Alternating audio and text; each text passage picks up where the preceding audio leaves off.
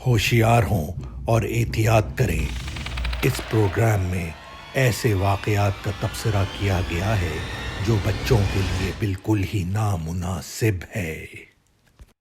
آج کا سچا قصہ بہت سبق آموز ہے ان لوگوں کے لیے جو گھریلو تشدد سہتے رہتے ہیں اور سمجھتے ہیں کہ حالات بدل جائیں گے۔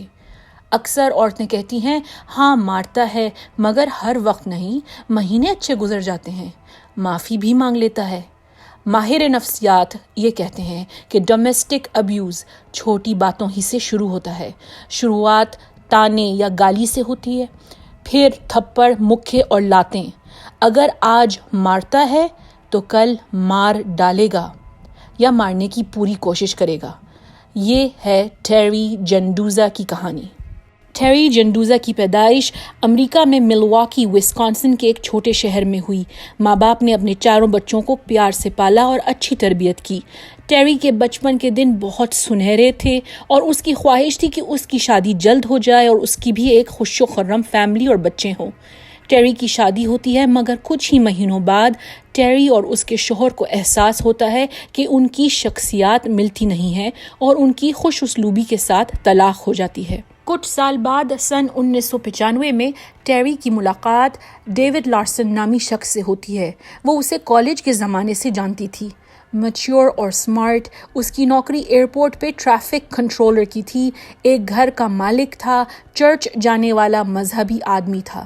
ڈیوڈ نے بھی بہت سارے بچوں کی خواہش کی۔ ٹیری کو لگا یہ تو بالکل پرفیکٹ ہے میرے لیے۔ آج کل اچھا انسان اور ملتے جلتے خیالات ملنا بہت مشکل ہے۔ پکڑ لو اس پرنٹ اسٹارمنگ کو ٹیری۔ ایک سال بعد 27 اپریل 1996 میں ٹیری اور ڈیوڈ شادی کر لیتے ہیں۔ شاندار سی شادی کی دعوت دیتے ہیں اور ہنی مون کے لیے ہوائی جاتے ہیں۔ وہاں سے ڈیوڈ کی طبیعت میں تبدیلی آنا شروع ہو جاتی ہے، چھوٹی چھوٹی بات پر چک چک، اور ایک دن جب دونوں میں کپڑوں کے بارے میں کوئی نوک جھوک ہوتی ہے، ڈیوڈ کا ہاتھ اٹھ جاتا ہے۔ ٹیری گھر واپس جانے کا سوچتی ہے مگر ٹکٹس، ID کارڈز اور پیسے سب ڈیوڈ کے پاس ہوتے ہیں۔ ٹیری کو خیال آتا ہے کہ اب دوسری شادی بھی طلاق میں ختم ہو گئی تو لوگ کیا کہیں گے، ڈیورس کا ٹھپا لگے گا، مگر وہ بھی شادی کے ایک ہفتے بعد۔ وہ سوچتی ہے کہ میں ڈیوڈ کو آہستہ آہستہ بدل دوں گی اور بچوں کے بعد تو سب ہی سیٹ ہو جاتا ہے۔ بہت بڑی غلطی کی ٹیری نے، اتنا کوئی نہیں بدل سکتا۔ سن 1997 میں ان کی بیٹی پیدا ہوتی ہے جس کا نام وہ امینڈا رکھتے ہیں۔ سن 1999 میں ایک اور بیٹی کی آمد ہوتی ہے، اس کا نام ہالی رکھا جاتا ہے۔ وقت کے ساتھ ڈیوڈ کا رویہ اور بگڑ جاتا ہے، پردے ٹائم پہ نہیں کھینچنے پہ چیخنا، فرنیچر پہ تھوڑا سا گردہ دیکھ کر مار پیٹ کرنا، کھانا نہ پسند آنے پر برتن توڑ دینا۔ کئی بار ڈیوڈ اور ٹیری کے گھریلو جھگڑوں کی شور شرابے کی وجہ سے ان کے پڑوسی پولیس کو فون کر دیتے ہیں۔ ایک روز جب ان کی بیٹی ہالی صرف 2 مہینے کی تھی، ڈیوڈ کام پہ جاتا ہے۔ ٹیری اپنی دوست کو فون کرتی ہے اور کہتی ہے مجھے کوئی وومن شیلٹر چھوڑ آؤ۔ وہاں جا کر ٹیری ڈیورس کی کارروائی شروع کر دیتی ہے۔ ڈیورس کا کیس عدالت میں پیش ہوتا ہے اور بچیوں کی کسٹڈی کے لیے ایک طویل جنگ چلتی ہے۔ ٹیری جج سے کہتی ہے کہ ڈیوڈ بچیوں کو سنبھالنے کے قابل نہیں ہے، اس کا ہاتھ جب بیوی پر بار بار اٹھ سکتا ہے تو عنقریب بیٹیوں پر بھی اٹھے گا۔ جج ڈیوڈ کو بیٹیوں سے ملنے کا حق دے دیتے ہیں، یہ کہہ کے کہ کم ہی باپ اپنی اولاد سے ملنے کے لیے اتنا تڑپتے ہیں۔ کورٹ میں یہ فیصلہ ہوتا ہے کہ ہر دوسرے ہفتہ اور اتوار کے دن بچیاں ڈیوڈ کے پاس رہیں گی۔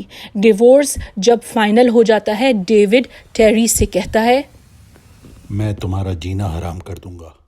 ٹیری نوکری ڈھونڈتی ہے اور بیٹیوں کے ساتھ ایک سستے اپارٹمنٹ میں موو ہو جاتی ہے۔ ڈیوڈ سے جب بھی بیٹیوں کے سلسلے میں ملاقات ہوتی ہے تو وہ بہت بدتمیزی سے پیش آتا ہے۔ بیٹیاں جب اس کے پاس 2 دن گزارنے آتی ہیں تو وہ ان کے کان بھرتا ہے ٹیری کے خلاف۔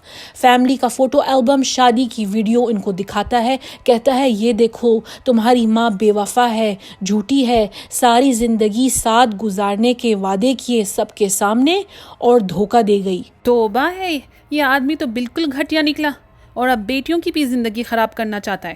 کچھ سال بعد ٹیری کی دوست اسے نک نکولائے نامی شخص سے ملاتی ہے. دونوں میں بڑا اتفاق ہوتا ہے. نک ٹیری کی بیٹیوں سے اچھا برتاؤ کرتا ہے اور آخرکار اکتوبر 2003 میں ٹیری اور نک شادی کر لیتے ہیں. ٹیری کی شادی کے بعد ڈیوڈ اور بھی آگ بگولا ہو جاتا ہے.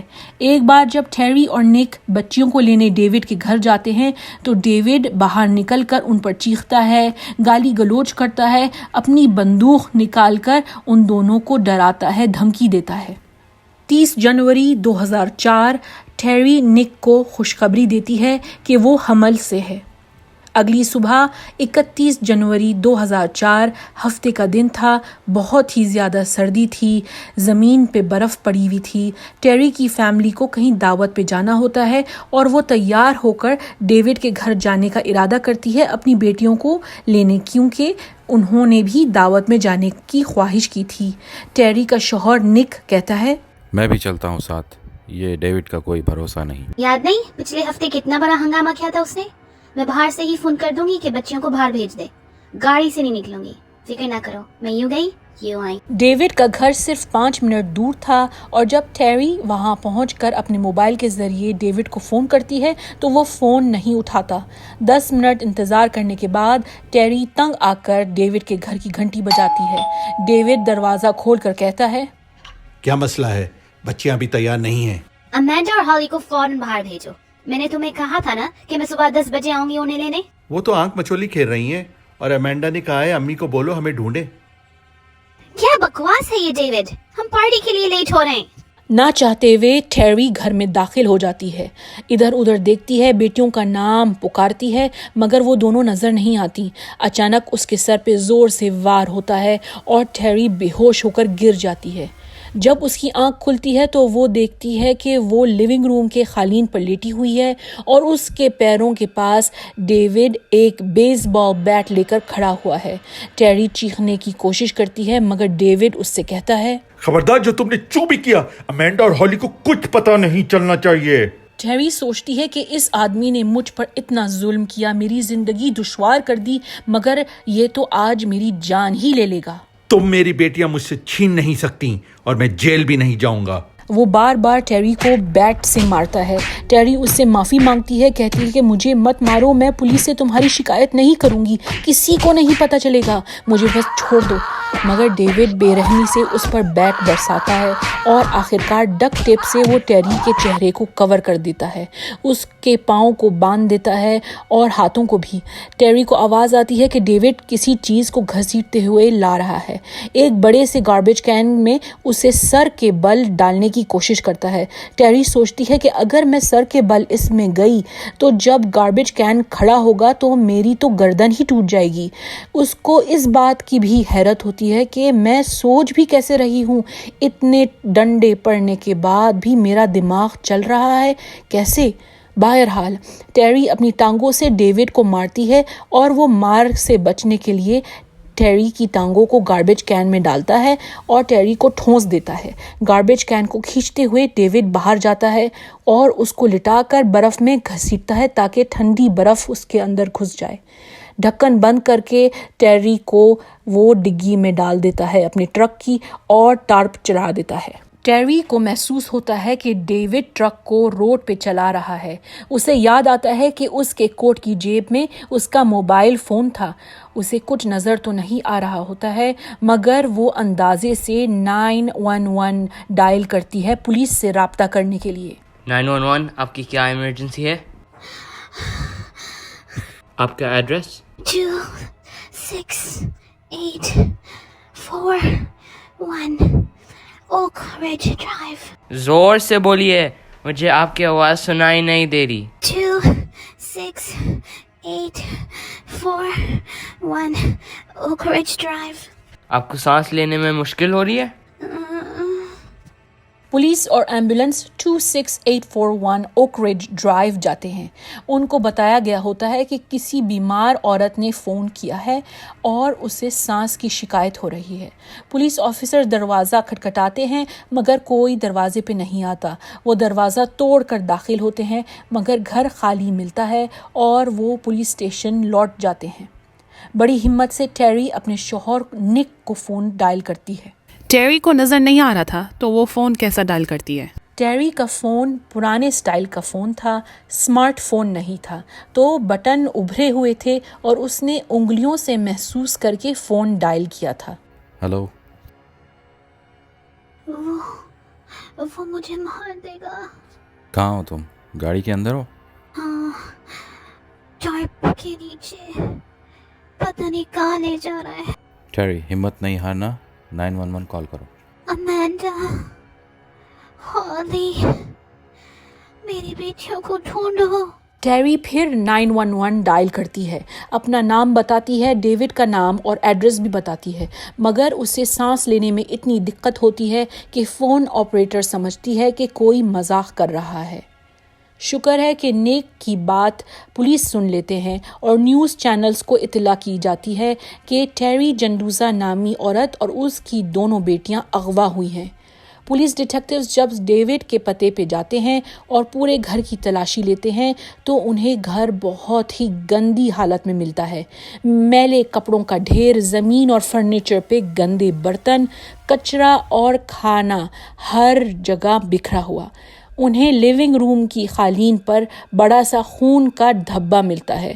ٹیری کے جوتے اور موزے خون میں بھیگے ہوئے گاربیج کی باسکٹ میں ملتے ہیں۔ پستول کا خالی کیس ملتا ہے۔ پولیس کو یہ ظاہر ہو جاتا ہے کہ ٹیری پہ بری طرح سے حملہ ہوا ہے اور ڈیوڈ پستول لے کر پھر رہا ہے۔ جب پڑوسیوں سے بات کی جاتی ہے تو وہ یہ کہتے ہیں، یہ گھر ڈیوڈ لارسن کا ہے۔ آج ٹیری آئی تھی بچیوں کو لینے، مگر گھر سے نکلتے ہوئے میں نے نہیں دیکھا۔ ہاں، اور ایک اور بات بہت ہی عجیب، میں نے ڈیوڈ کو اپنے ٹرک سے ٹیری کی گاڑی کو کھینچتے ہوئے لے کے جاتے ہوئے دیکھا ہے۔ بتائیے گا نہیں کہ میں نے بات کی ہے۔ ٹیری کے چاہنے والوں کو ڈر ہوتا ہے کہ کہیں ڈیوڈ نے بے قابو ہو کر ٹیری اور بچیوں کو قتل نہ کر دیا ہو یا کہیں جنگل ویران جگہ چھوڑ دیا ہو۔ کڑک سردی کے موسم میں تو کچھ گھنٹے کیا منٹ بھی گزارنا دشوار ہوتا ہے۔ پولیس ڈیٹیکٹیوز ایئرپورٹ جاتے ہیں جہاں ڈیوڈ کام کرتا ہے اور اس کا وہاں انتظار کرتے ہیں۔ ڈیوڈ لارسن، آپ کو معلوم ہے کہ آپ کی بچیاں اور ان کی ماں لاپتہ ہیں؟ ٹیری تو بہت غیر ذمہ دار ہے، میری بیٹیوں کو لینے نہیں آئی آج۔ بچیوں کو مجھے اپنی دوست کے پاس چھوڑنا پڑا ڈیوٹی پر جانے سے پہلے۔ ہمارے ساتھ تھانے چلیے، ہمیں آپ کی ضرورت ہے ٹیری کو ڈھونڈنے کے لیے۔ پولیس اسٹیشن جا کر ڈیوڈ کو چپ لگ جاتی ہے۔ اسے بتایا جاتا ہے کہ ٹیری کا خون، ٹیری کا سامان اس کے گھر سے برآمد ہوا ہے۔ ڈیوڈ کہتا ہے، ٹھیک ہے، میں سب کچھ بتاتا ہوں۔ ٹیری میرے گھر آئی تھی مگر وہ بہت غصے میں تھی، مجھے مارنے لگی۔ میں نے صرف اپنے آپ کو بچایا ہے اور کچھ یاد نہیں مجھے، صرف ڈک ٹیپ یاد ہے مجھے، میرے ہاتھ میں ٹیپ تھا اور بس۔ پولیس آفیسرز ڈیوڈ کی دوست کے گھر جاتے ہیں۔ وہاں امینڈا اور ہالی صحیح سلامت ملتی ہیں۔ ماں کی حال کے بارے میں کچھ نہیں جانتی۔ پولیس دونوں بچیوں کو ان کی خالہ کے حوالے کر دیتے ہیں۔ ڈیوڈ کو قانونی طور پہ گرفتار کرتے ہیں، اس کا موبائل فون اور اس کا والیٹ ضبط کرتے ہیں۔ والیٹ میں بہت سارے بزنس کارڈز ملتے ہیں۔ پولیس ڈیٹیکٹیو نوٹ کرتا ہے کہ کارڈوں میں ایک 1.5 گھنٹے کے فاصلے کا سٹوریج کمپنی کا کارڈ بھی ہے۔ ڈیٹیکٹیو سٹوریج کمپنی فون کرتا ہے۔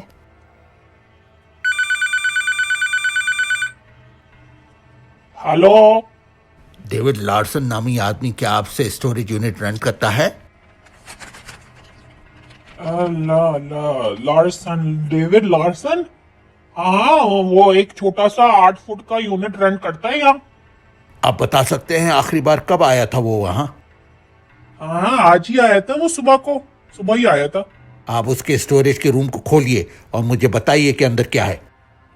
آپ لائن پر رہیے گا، میں دیکھ کر آتا ہوں۔ سٹوریج کمپنی کا مالک ڈیوڈ کے سٹوریج یونٹ کی طرف جاتا ہے۔ وہاں تالا کھولنے والا ہی ہوتا ہے کہ اندر سے چیخوں کی آواز آتی ہے۔ ڈر کے مارے وہ ادھر سے بھاگ جاتا ہے، اپنے آفس جا کر فون اٹھاتا ہے، پولیس ڈیٹیکٹیو سے کہتا ہے، سر، کوئی اندر ہے، کوئی مدد مانگ رہی ہے، چیخوں کی آوازیں آ رہی ہیں اندر سے۔ فون بند کریے اور پولیس اور ایمبولینس کا انتظار کیجیے۔ جب پولیس سٹوریج یونٹ کھولتی ہے انہیں بہت سارے ڈبے نظر آتے ہیں۔ ایک گاربیج کین ملتا ہے جس کا ڈھکن ٹیپ سے بند تھا۔ पुलिस ऑफिसर ढक्कन खोलते हैं और उन्हें टेरी नज़र आती है। एम्बुलेंस वाले उसे गार्बेज से निकालते हैं और वो कहते हैं हमें टेरी को पहचानने में बड़ी मुश्किल हुई। उसका सर सूज कर फूल गया था, जिस्म पर कोई ऐसी जगह नहीं थी जहां पर मार के निशान न थे। 24 घंटे से ज़्यादा कड़क सर्दी में गुजारने की वजह से उसके हाथ और पाँव फ्रीज होकर काले हो गए थे। उसका बॉडी टेम्परेचर इतना कम था कि डॉक्टर्स कहते हैं कि वो बिल्कुल मरने के करीब थी। अस्पताल जाकर टेरी का इलाज शुरू होता है। कई दिन टेरी कोमे में रहती है। उसका हमल ज़ाया हो जाता है। सर्दी से पाँव की उंगलियां जो सारी फ्रीज हो गई थी, डॉक्टर्स को काट देनी पड़ती हैं। महीनों तक टेरी अस्पताल में एडमिट रहती है। बेशुमार ऑपरेशंस होते हैं उसके। जब उसे घर जाने की इजाज़त मिलती है, उसे व्हील चेयर इस्तेमाल करना पड़ता है तकरीबन 1 साल तक। 16 अगस्त 2005 को डेविड लार्सन को कत्ल की कोशिश के इल्ज़ाम में 35 साल कैद की सज़ा सुनाई जाती है। अगर सोचा जाए डेविड को टेरी को कंट्रोल करने का कितना शौक था और आज वो जेल में सड़ रहा है। आज वो जेल वालों के कंट्रोल में है। खाता पीता सोता उठता वो जेल वालों के इशारों पे। टेरी जंडूज़ा आजकल घरेलू तशद्दुद के ख़िलाफ़ स्पीचेस देती हैं। उनका कहना ये है, जिस तरह से डेविड ने मुझे मारा, गार्बेज कैन में बंद करके स्टोरेज में मरने छोड़ दिया, कोई नहीं समझ सकता कि मैं ज़िंदा कैसे हूँ। औरत और ख़ुसूसन माँ बहुत मज़बूत होती हैं। उन्हें कभी भी हल्का नहीं लेना चाहिए। दोस्तों, ये थी टेरी जंडूज़ा की कहानी। खून खराबा देखते जाइए, खुश रहिए और महफूज रहिए। अगर आपको ये वीडियो पसंद आई है तो लाइक, शेयर और सब्सक्राइब करना भूलिएगा मत, वरना